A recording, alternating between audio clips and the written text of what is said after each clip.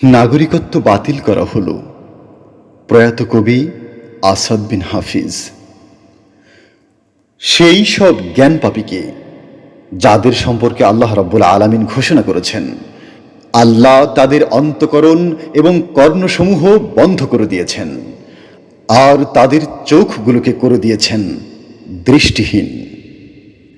হে মহাত্মন প্রবীণ, আপনি আপনি ঋষির মতো ধ্যান মগ্ন চিত্তের দীর্ঘ সাধনা শেষে আপনি যখন আমাদের দিকে তাকান, মনে হয় স্বর্গমত্ত পাতাল অন্তরিক্ষের তাবৎ বিষয়ে আপনি প্রাজ্ঞ পণ্ডিত।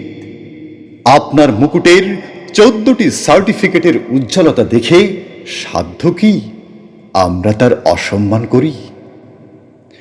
আপনার ভক্তরা নষ্ট আমের ঝুড়ি ঘিরে ধরা মাছের মতো ভক্তি গদগদ চিত্তে যখন চারপাশে জমায়েত হয়, গাঁজায় দম দেয়া সাধুর মতন নির্বিকার ভঙ্গিতে এমন সব মারাত্মক মারাত্মক শব্দে চমৎকৃত করেন, সবাইকে মনে হয় আপনি এক প্রাজ্ঞ প্রবীণ। তাই তাই হে প্রবীণ, সামান্য প্রশ্ন নিবেদন করি আপনার সমীপে।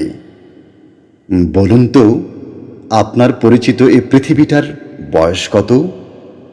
খুব কি পুরনো পুরনো ঠেকে?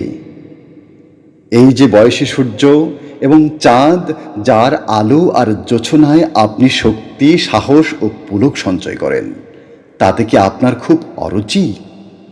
আপনার কি মনে হয় এই পৃথিবী, তার আলো, বাতাস, পানি অবশেষে তাদের কার্যকারিতা হারিয়ে ফেলেছে এবং এগুলোকে এখন বাতিল বলে ঘোষণা করা যায়?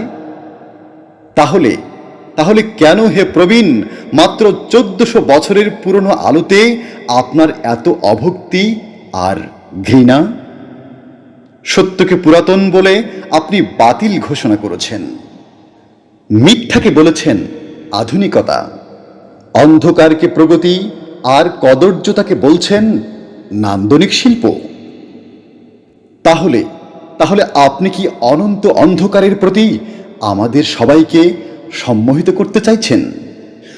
শুনুন শুনুন শুনুন হে ঋষি, ঈপ্সিত অনন্ত অন্ধকারময় অন্য কোনো গ্রহের উদ্দেশ্যে আপনি এবার আসতে পারেন। এ পুরাতন চন্দ্র সূর্য জলবায়ু আপনাকে এবং আপনার মতো অন্ধকার বিলাসীকে এ পৃথিবীতে বসবাসের অযোগ্য বলে ঘোষণা করছে।